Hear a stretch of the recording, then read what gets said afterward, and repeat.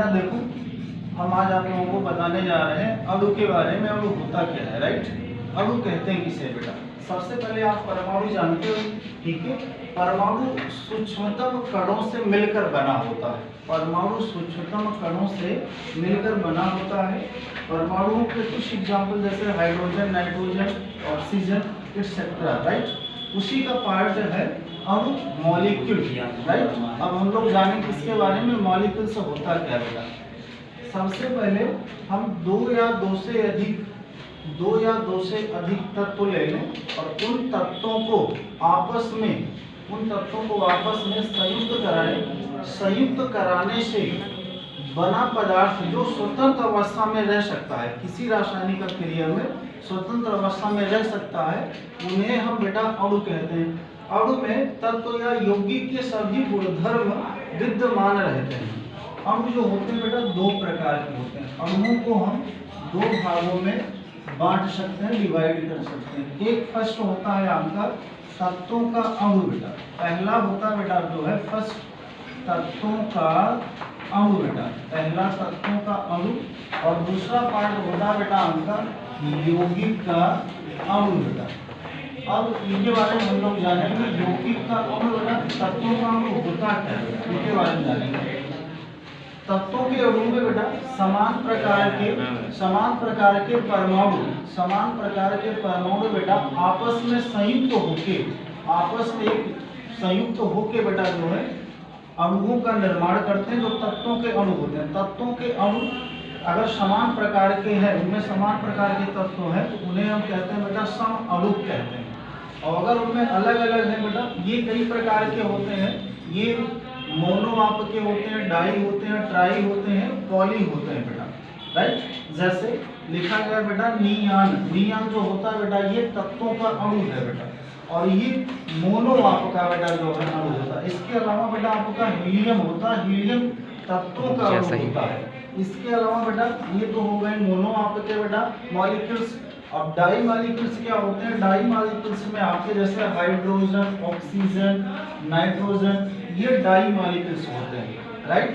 इसके अलावा यौगिक अणु क्या होते हैं? इनमें दो या दो से अधिक तत्व भिन्न प्रकार के आपस में रासायनिक संयोग करके बेटा यौगिक के अणु का निर्माण करता है।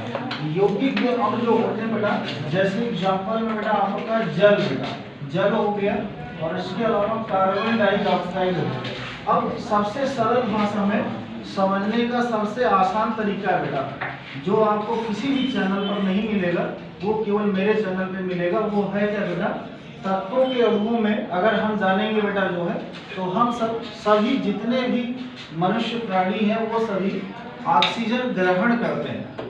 तो अगर ऑक्सीजन ग्रहण कर रहे हैं, हम ऑक्सीजन को ग्रहण कर रहे हैं, तो इसका मतलब वह ऑक्सीजन तत्वों का अणु है।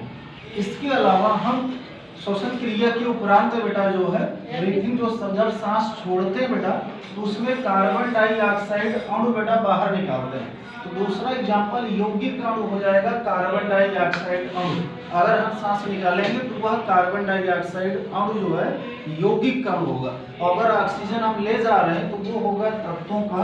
अभी जो डिफरेंस होता है अणु, तत्वों के अणु, यौगिक के अणुओं में एग्जाम्पल बेटा, उनमें डिफरेंस क्या होता है? डिफरेंस जानने के लिए तत्वों के अणु बेटा जो है समान प्रकार के ही परमाणु होते हैं, पर ये जो है परमाणुओं की संख्या के आधार पर मोनो मॉलिक्यूल्स होते हैं, डाई मॉलिक्यूल्स होते हैं, ट्राई मॉलिक्यूल्स होते हैं, या पॉली मॉलिक्यूल्स होते हैं। कई प्रकार के होते हैं। जैसे इसमें आप example neon, helium, di hydrogen, di oxygen, di nitrogen जान सकते हो।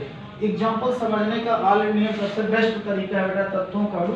हमने आपको बताया, एक बार फिर से बताता हूँ, वह है ऑक्सीजन अणु।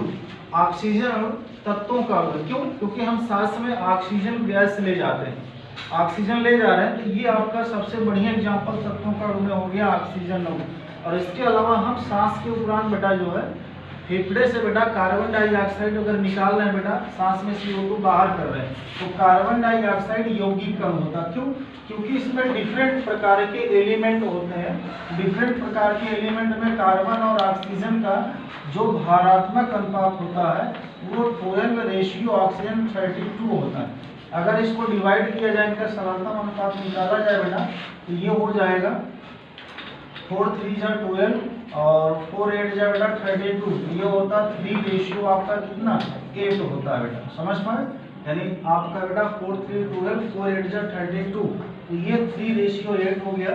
ये होता है बेटा मॉलिक्यूल्स के बारे में होता है। हमेशा याद रखो मॉलिक्यूल्स रासायनिक अभिक्रियाओं में स्वतंत्र अवस्था में रह सकते हैं। कुछ बेटा हमारे प्रकृति में बेटा पाए जाते हैं, जैसे प्रकृति में नेचर में क्या पाए जाते हैं, नेचर में पाया जाता है नियान और हीलियम।